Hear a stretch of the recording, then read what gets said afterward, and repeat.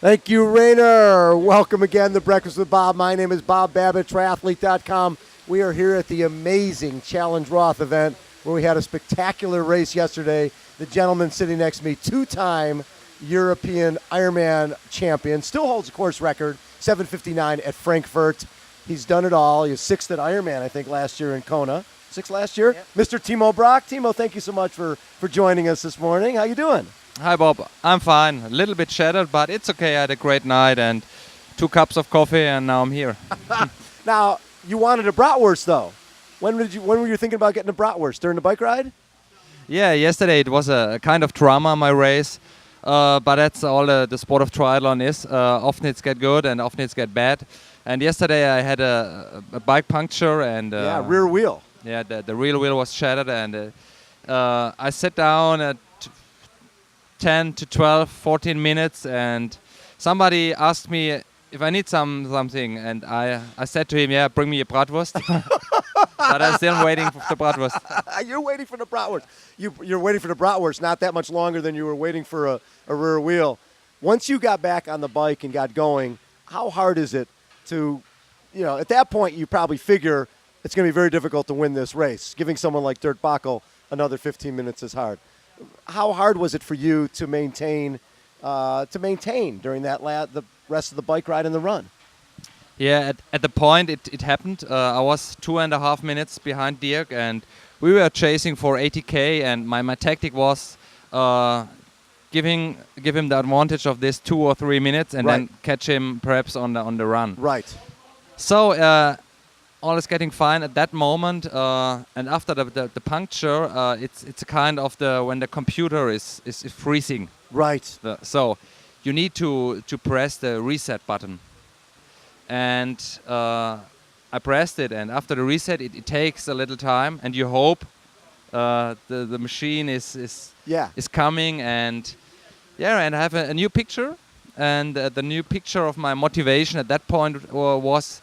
Okay, I couldn't win the race anymore at that time. Yeah, 90 minutes lead, 60 minutes, no, I couldn't get anymore. So the motivation was to do the race, not for me, do the race for my family, right? For my supporters, for my team outside, and for the fans and the volunteers. So and that was my reset button, and that's important that you have a second chance. So when you're running, and also you're in Germany. This race is so important for someone like yourself. You've done this race how many times now? It was my 6th time. 6th time. The first race I did for 14 years, and 14 years ago, and I was a young boy. Yes. I was 20-something. What are you, like 38? You're going to be 38 soon. Yeah, I'm an old guy like Dirk, but old guys are fast. Old guys are? Well, look at Cameron Brown, Chris McCormick, yourself. Craig. Yeah, everybody is... It seemed that it used to be when you got to be 34, 35, even when Mark Allen won at 37, that was considered bizarre. Now people are winning major races and going faster than they've ever gone. Why do you think? That's a good question. Yeah. I think it's the mix of the mental aspect, the nutritional tuning, you become more sophisticated in understanding your body. Yeah. Triathlon is about balancing your life. Yes. Balancing the disciplines, and I think the older you get as a professional, the better you can balance the everything. The emotions, and that's particular in the sport of long distance triathlon. Right. Now you have 2 children, and so that probably was one of your motivations for not dropping out. Is you've got 2 children and you want to show them that it's important to finish what you start.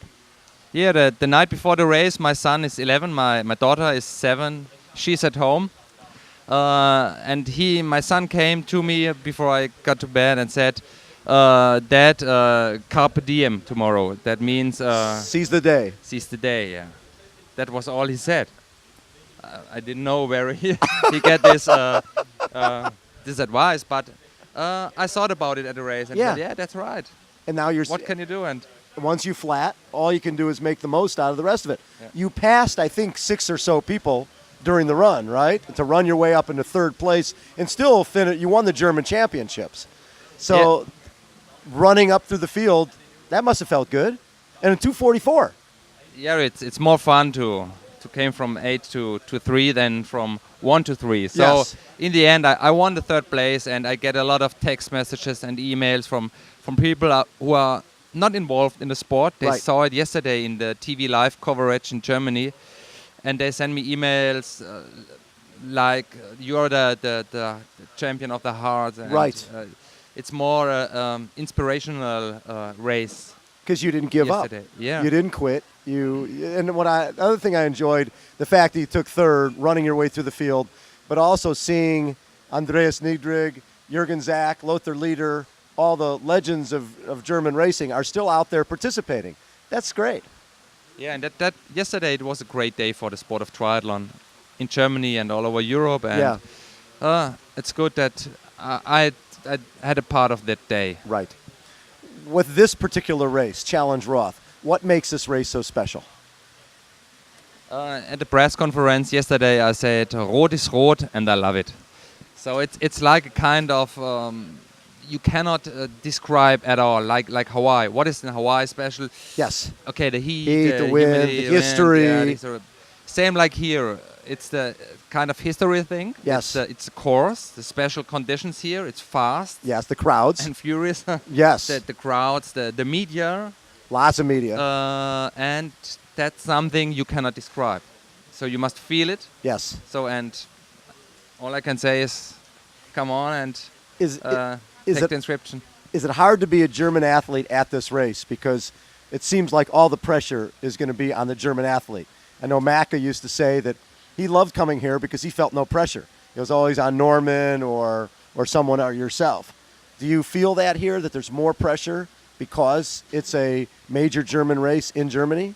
Yeah, it's a major race, and you feel the pressure, but that's often negative. I use it more than a positive pressure. So I'm very proud that we have such races like here or Frankfurt, and that's very good for us as athletes. So for our sponsorships and to show our sport to a wider audience. So James is from South Africa. I think that race in South Africa didn't work like here. So it's a good pressure. I think positive about it, and it's how to deal with the pressure. Right. So next up is Kona. I'm not next up, but you'll build up to Kona? Yeah, with my team we get together. Jan Raphael, Horst Reichel, and myself are qualified for Kona and top 40. It's a great result for a little team in the first year, and we make a solid build-up, not go to the extremes. Yes. Be fresh in your mind, and then in October, next stop, Queen K Highway. And what would it mean to you to win the Ironman? It means a lot. It's always a lifetime dream, and for me, it's triathlon more than a sport. It's my life. Yes. Timo, appreciate you taking time. Congratulations on an amazing race.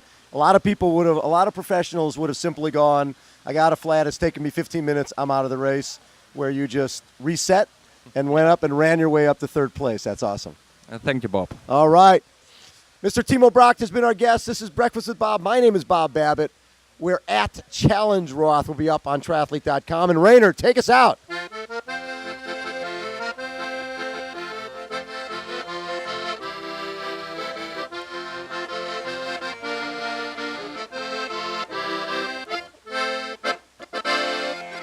Thank you, Rainer. It's Breakfast with Bob. We'll be right back.